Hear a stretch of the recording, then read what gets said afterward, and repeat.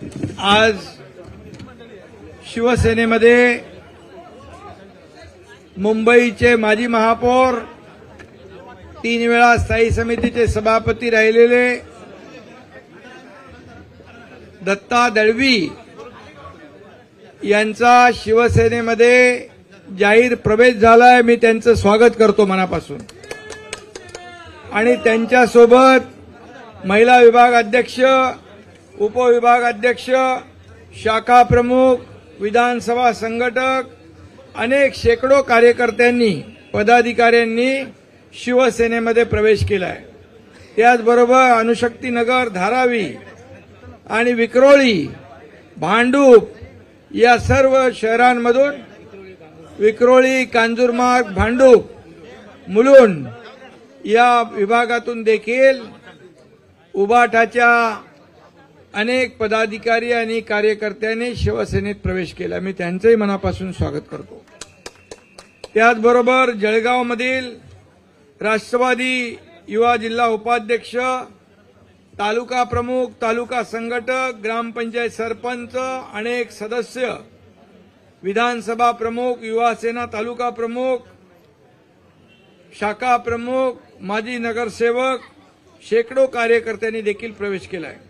सोलापूर येथील मंगळवेढा तालुक्यातील 17 विद्यमान सरपंच यांनी शिवसेनेमध्ये प्रवेश केलाय। मी त्यांचेही मनापासून स्वागत करतो, त्यांचं अभिनंदन करतो। आणि संभाजीनगरमधून आपले खासदार बुमरे मामांच्या मार्गदर्शनाखाली ओबीसी महासंघाचा प्रवेश झालाय। रमेश पवार जिल्हा प्रमुख, चंद्रकांत जाधव सभापती, मनोज जयस्वाल, भास्कर गडीकर, विठ्ठल कोळेकर, प्रकाश दुबे, अनेक लोक आहेत, सगळ्यांची नावं घेत नाही, आणि अनेक कार्यकर्ते, पदाधिकाऱ्यांचा संभाजीनगरमधून शिवसेनेमध्ये प्रवेश झालाय। आणखी मुरबाडमधील या ठिकाणी संतोष जाधव तालुका प्रमुख,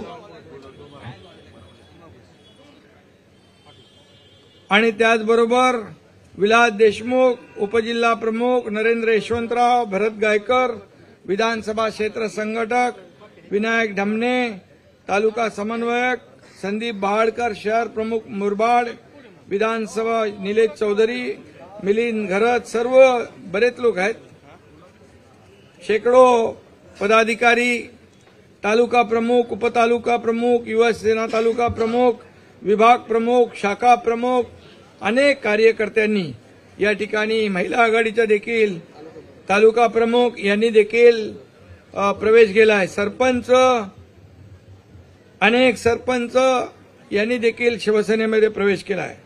युवा सेनेचे देखील पदाधिकारी शिवसेनेमध्ये त्यांनी प्रवेश केलाय। आणि ओबीसी महासंघाचे 22 जिल्हाध्यक्ष त्यांनी देखील शिवसेनेमध्ये प्रवेश केलेला आहे।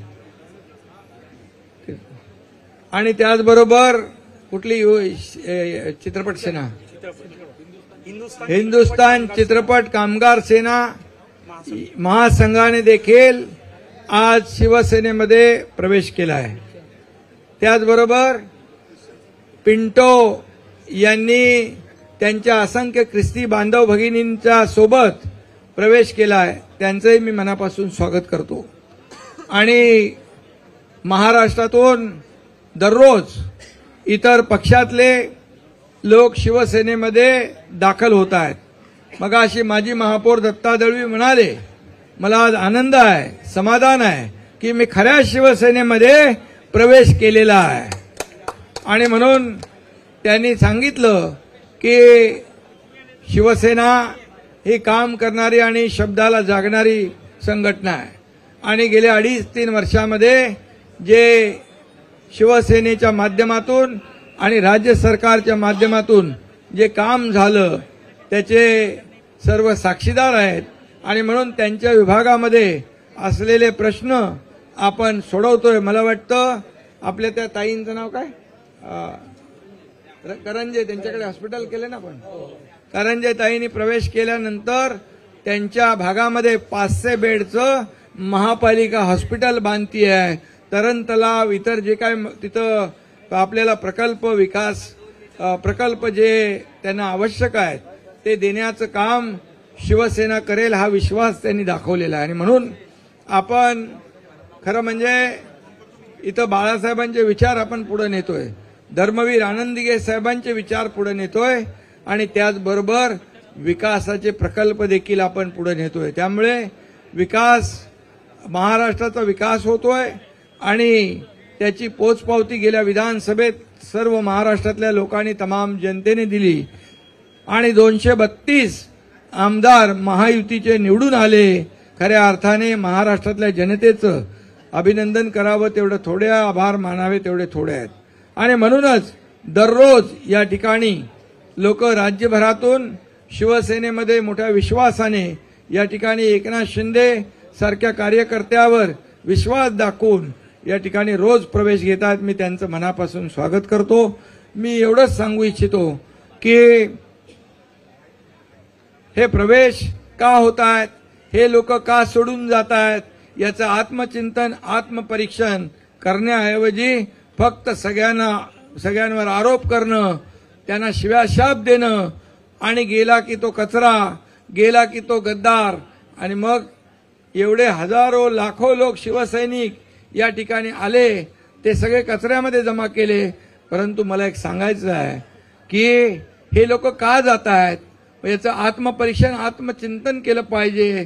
याची एक माणूस बरोबर आणि लाखो लोक चूक असं कसं होऊ शकतं. आणि म्हणून हे संशोधनाचा विषय आहे.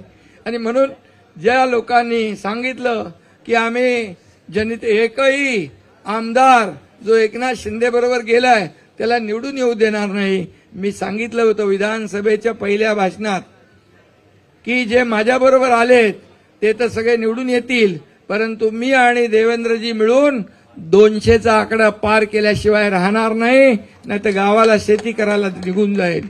आणि मी माझं वचन पाळलेलं आहे.